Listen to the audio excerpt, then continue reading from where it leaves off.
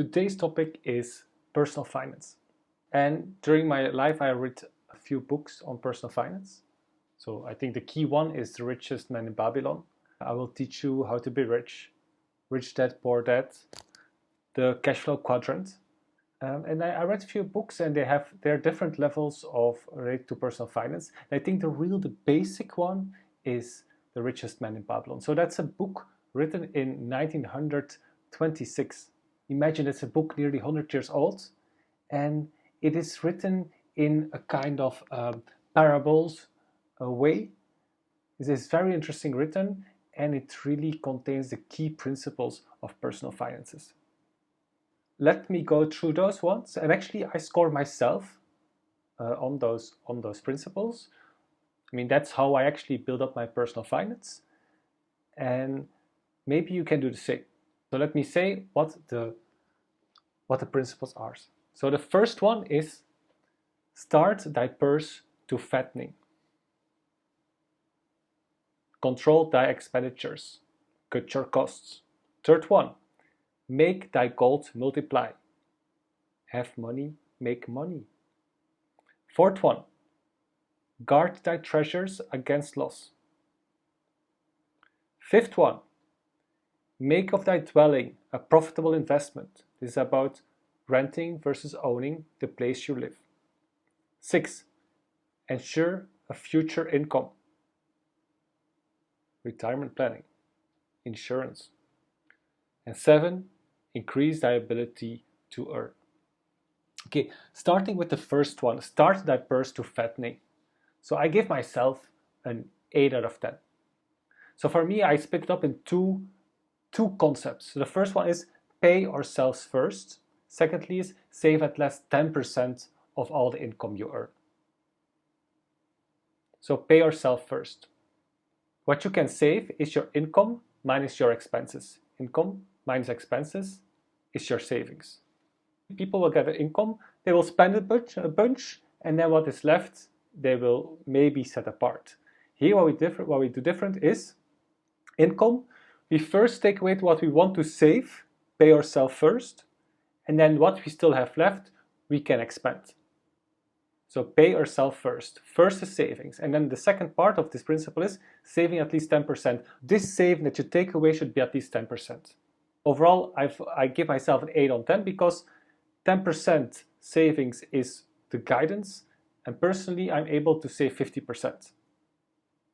I'm very proud of this. So rate yourself on this one. Second point, control thy expenditures. That comes immediately from the previous point. Yeah, imagine you have your income, you take away 50% like I do, and then you have little left. Yeah, you need to be able to live within that expenses. And so, how do we do this? I give myself a 7 out of 10. Why? Because I'm actually not so great with money. Like I easily spend. However, I figured out something that works for me, which is I looked at my biggest expenses, and my biggest expense is housing, food, and travel.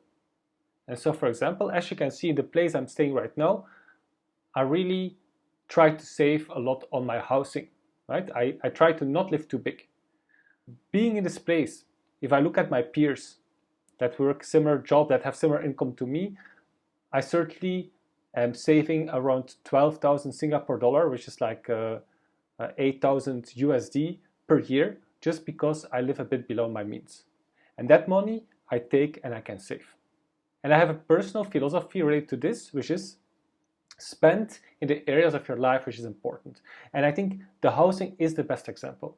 So in the time I was living in Jakarta, and I was living in a penthouse with some friends. So we had everything, from a swimming pool to the sauna, jacuzzi, the extra floor on top of our place. It was just an amazing place, big room, walk-in closets. But it didn't make me any happier because I was actually unhappy. I wasn't able to actually save anything because my money was being spent over there. Realize what is important for you. Give myself a 7 out of 10 for control thy expenditures.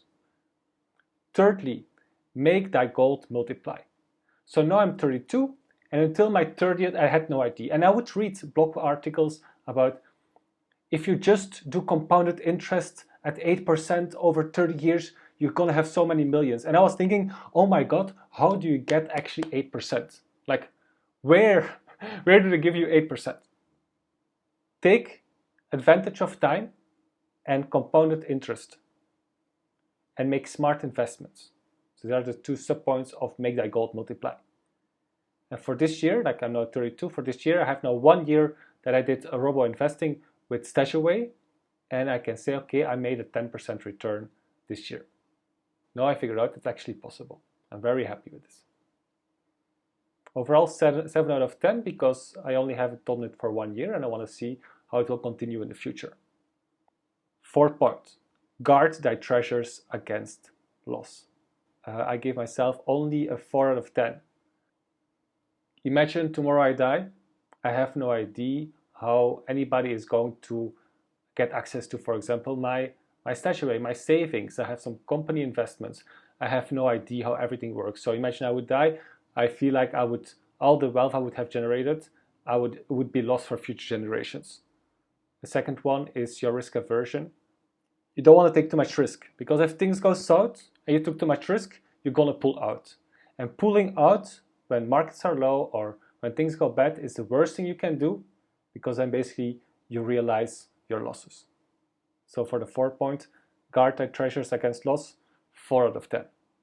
The 5th point, make of thy dwelling a profitable investment. Basically, they say you have a house. Are you going to rent or are you going to own? And typically you would say, okay, if you can own something, then you pay for it via your mortgage.